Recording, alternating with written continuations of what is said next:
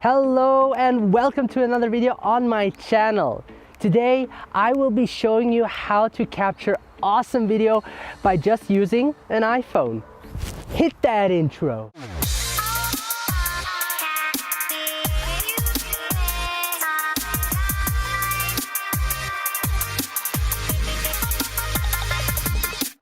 Nowadays, the chances are high that the phone you carry with you records video. I'm using an iPhone X that can record up to 4K 60 frames per second or 1080p 240 frames per second. Now, I prefer to record in a 4K 60 frames per second because 4K gives me sharper image that allows me to crop in when I want to adjust the framing, and 60 frames per second is enough for me to give it a nice slow motion look when played back on a 24 frames per second timeline.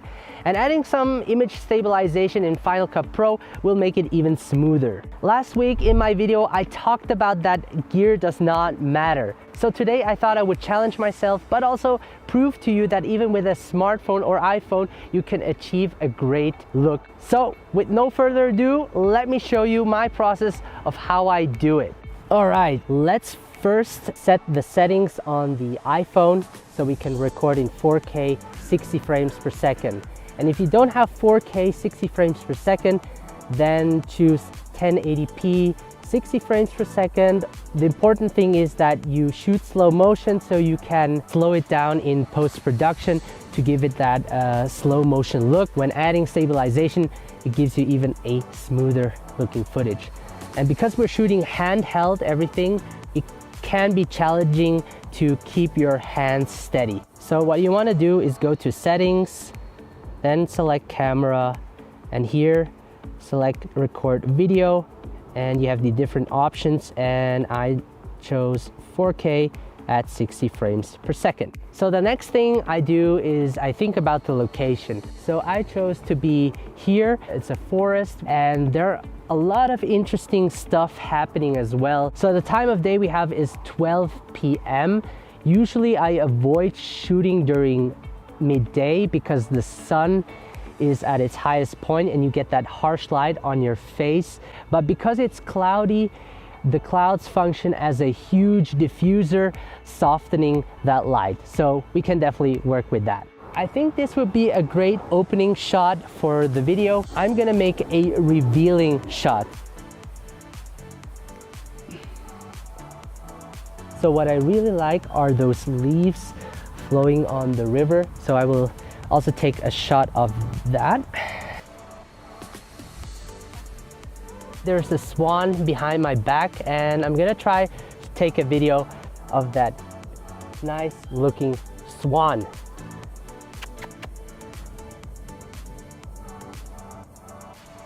It's a dog over there.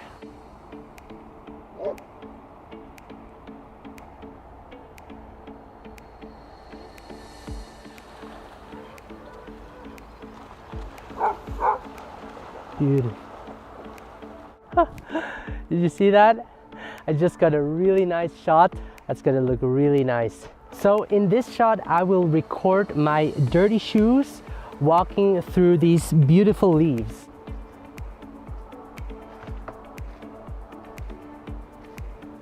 So next what I want to do is take a close-up of those leaves, and the nice part about it is that the sun is behind, illuminating it from the back, and I just love lighting subjects when the light is in the back. You'll see what I mean. So I picked this bridge because it shows the leading lines, focuses the attention of the viewer towards the subject. I placed my iPhone on top of the tripod just to get a still shot of myself walking across the bridge, and hopefully some leaves will fall off the trees to give that epic cinematic look.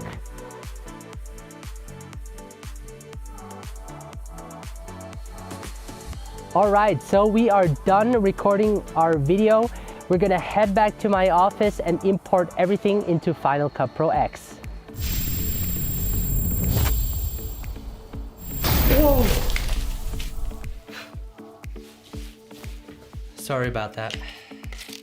I actually decided to edit the video first so that I can show you the steps behind my editing process. So what I first did is I airdropped all of my footage from my iPhone into my computer to a project folder and imported all of the clips into Final Cut Pro X.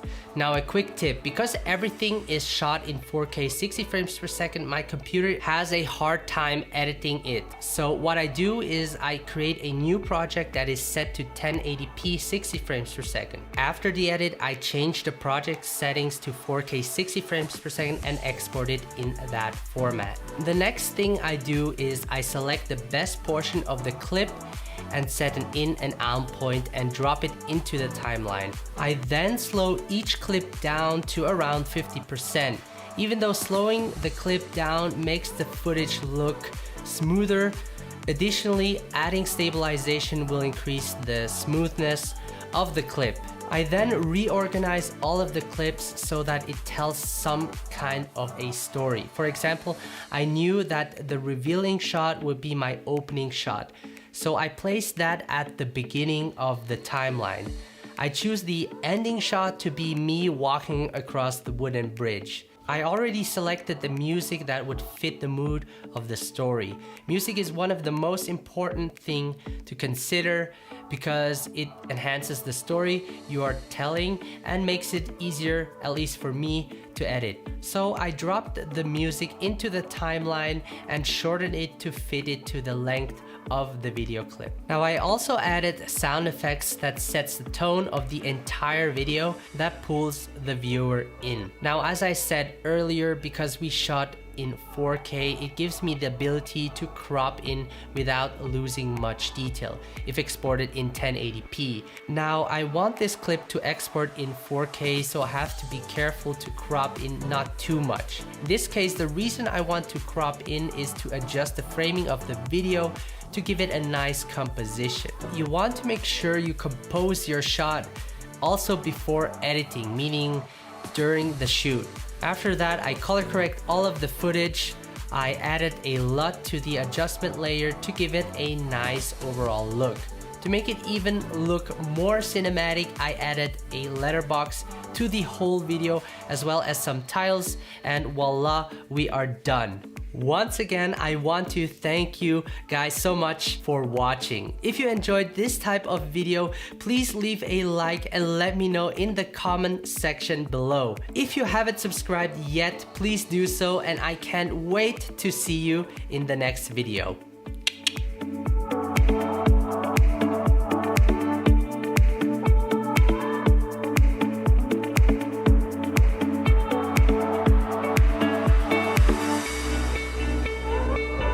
So I think that went quite well.